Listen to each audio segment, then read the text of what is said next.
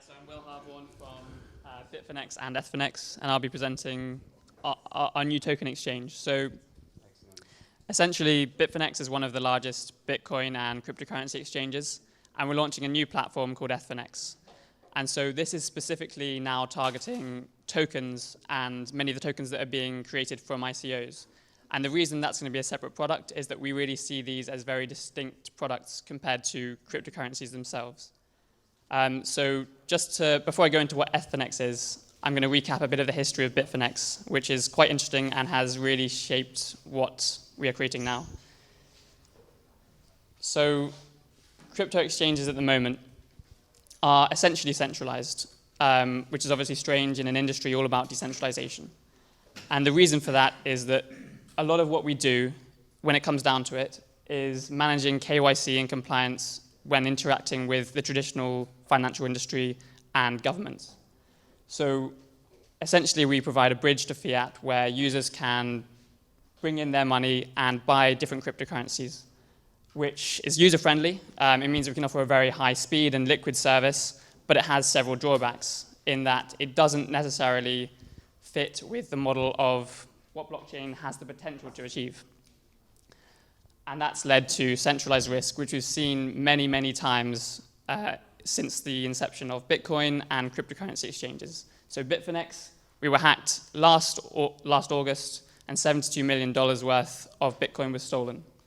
So that was shocking in that at the time, Ethfinex was the largest Bitcoin exchange, but also that it was trading 60% of the volume at the time, so it was seen that if anywhere was safe, it should have been Ethfinex, yet this was able to happen. So no centralized exchange was essentially safe.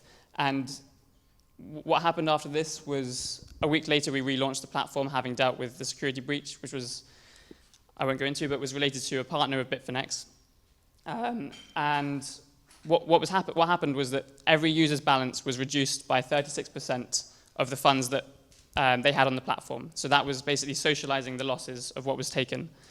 And in return, they were given a debt token, essentially, where for each dollar of value which was removed from their accounts, they had $1 of debt token. So that was a novel concept. The alternative would have been bankruptcy, and that's what was expected. That's what had happened in the past from cryptocurrency hacks. So this debt token was tradable and could be sold on the market on Ethfinex. And the day after it was issued, the market rate was around 20% of its dollar value. So that was therefore, you could equate that to a 20% chance that we would ever repay those funds to our users. So considering that this had never happened before, that was actually a reasonable chance. And over the next few months, slowly, certain percentages of these tokens were redeemed from our operating profits. And there was also the opportunity for holders of these tokens to trade them for equity in Ethfinex itself or its parent company. And reaching April of this year, finally the last of those tokens were redeemed and removed from the market, with users given $1 to $1 value of that token. And up to that point, the value of the token had really grown from about 20% up till about 95% at the time of the full redemption. So the really interesting learning point here was that as an alternative to bankruptcy, firstly, this had worked, but secondly, that tokens have a huge potential beyond just pure equity, in that by having a tradable token like this, users had an incentive to remain loyal to the platform, even given the security hack, and actually brought back their volume very quickly to continue trading on the platform despite the security breach. And we then saw the platform able to return to profitability and therefore able to repay those debt tokens. So that was hugely influential in our future thinking around what tokens really are and what their value is, beyond just for fundraising and as a potential alternative to issuing shares in the company. So going forward, Ethfinex was really born in the aftermath of this period, seeing also the innovation that was happening with Ethereum and projects raising money on Ethereum. And particularly what was really clear was that the true value of these tokens was very strongly related to the communities around the projects. And that was similar in a way to cryptocurrencies, but also had a unique element in that particularly where we really saw value was whenever a network platform was issuing a token, because what you really did was made your platform sticky and really essentially amplified the power of that network. So in Ethfinex, that's played a key part, and the trading platform is coupled with a discussion platform where we can almost crowdsource information from community members and experts to really clear out which tokens and which projects are valuable and which are just trying to raise money or don't have a strong idea and concept behind them. The second part of Ethfinex is around decentralized exchange. So again, coming from the lessons from the security breach, a lot more funds were stolen than were in active use on the platform at the time. So essentially, users had left their funds with us because they thought they were safe or because it was too much effort to remove them. And that's something which adds no value to us and basically creates greater risk in the ecosystem. So in the long run, decentralized exchange and making use of the power of Ethereum and other blockchains has to be the way forward for exchange. And recognizing that, but at the same time recognizing that it's not a mature point for particularly our more sophisticated users who trade at very high frequencies, means that we're approaching it from a hybrid model where we will allow decentralized exchanges to plug into our exchange, but will not yet fully be decentralized. The third aspect will be, again, to have our own token, which will never be sold in an ICO, but will be earned by and given for free to users of our platform, particularly large traders, as a reward for their use of the platform, and then to incentivize them to continue to use it, and in the long run to decentralize the ownership of the platform so that the users of it will be the biggest customers and the owners. So coming back to really, for us, why ICOs are important and why tokens are important. It's particularly about communities. And there are these three corners which, to us, are completely interrelated in token and ICOs in a way that isn't true on the traditional stock market. And therefore, token sales need to be really coupled to the trading, but also to their communities.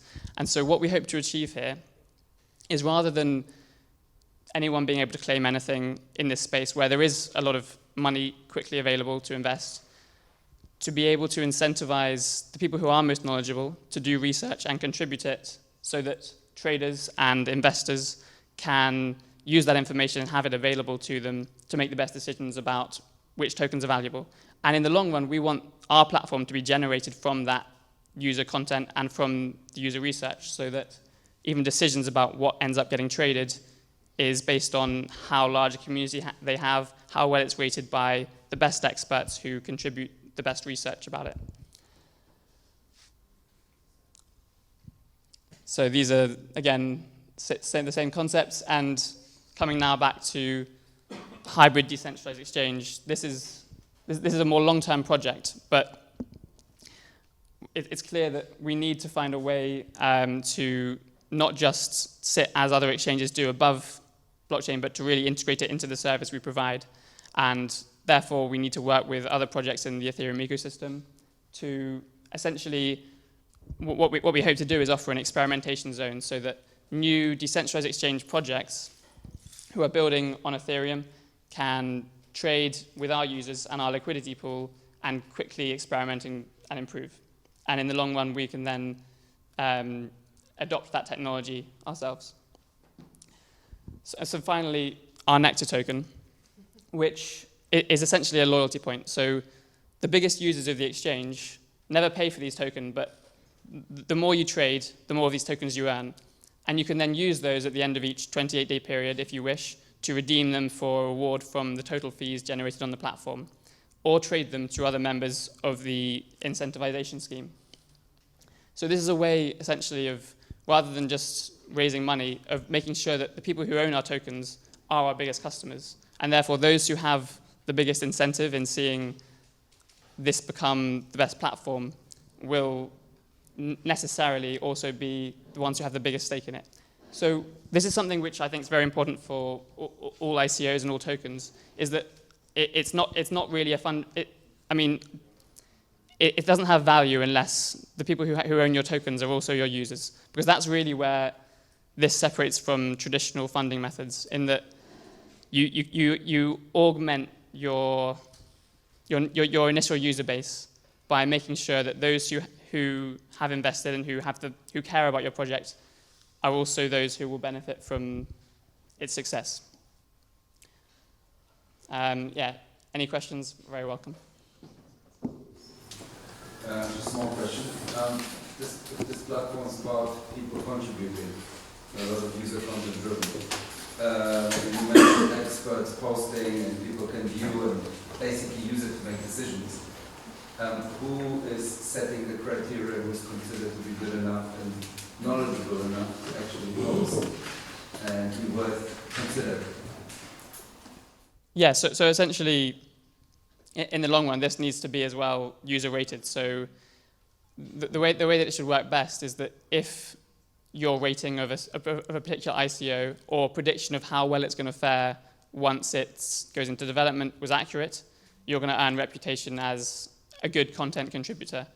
And people are therefore, your opinion will therefore carry more weight when it comes to rating these projects.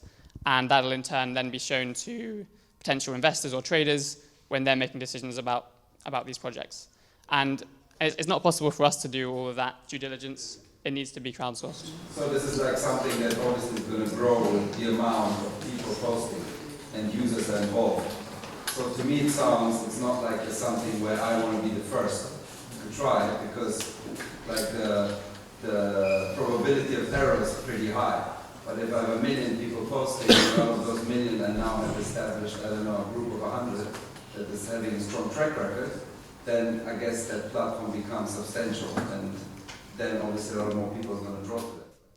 Absolutely, yes. And I think that's why that's where blockchain has the most potential, is in network effect platforms. And I guess it's the same problem with.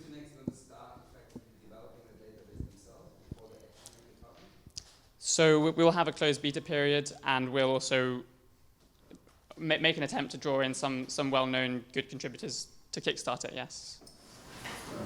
So how can you enter the closed beta period if you're, for example, interested in, in contributing to the project, like looking at the ICOs? Some of them don't have GitHub repos, and some of them, have a lot of vaporware, but that's for sure. So how do you contribute to the beta platform? You mean how do we know that projects are good if they don't have those sorts of?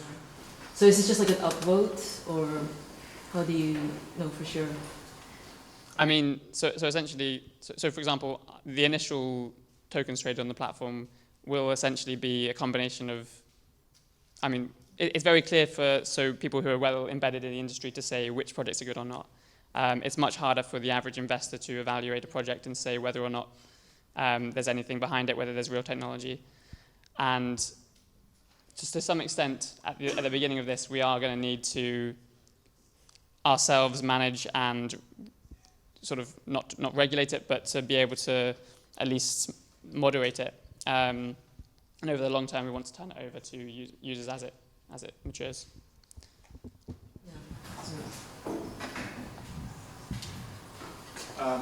So one way to earn Nectar is to do the contribution thing.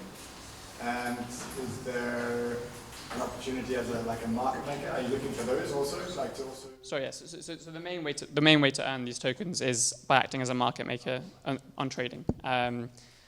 There will be additional methods of earning it for potential, contributions. But the real value of this token is for market makers. Yeah. About the governance. I read that you're going to have a governance system on the platform, or I read the word governance. It's going to be some kind of governance there. If I have a lot of Nectar tokens, I'm going to be able to make a proposal to make some new cryptocurrency listed or exchange on the platform, something like that. Yeah, so in concept, we want it to be governed by users. In reality, we haven't seen any successful decentralized governance work. And the initial way we're going to handle that is that large users or coalitions of users will be able to have a real seat in person on an advisory board. So that they actually will come and discuss and advise on how this platform, as large stakeholders, should be run. In the long run, we hope that other projects who are tackling governance in the Ethereum space will come up with better solutions. But that's not our specialty. It's not something we're going to research or put funds into. Can you share any details about the technical implementation of the decentralized exchange? So will it be on Ethereum, fully on-chain, hybrid approach, like 0x, orders off-chain, settlement on-chain, or on the side-chain, like whatever, movies ago or something like that? Yes, so we're looking at a lot of options, and we are working with, or in the long run, it seems unlikely that it will be on-chain or on the Ethereum main chain, and that's impossible to say for now. In the short term, the solution we're going for will be hybrid, so that we will have a very similar model to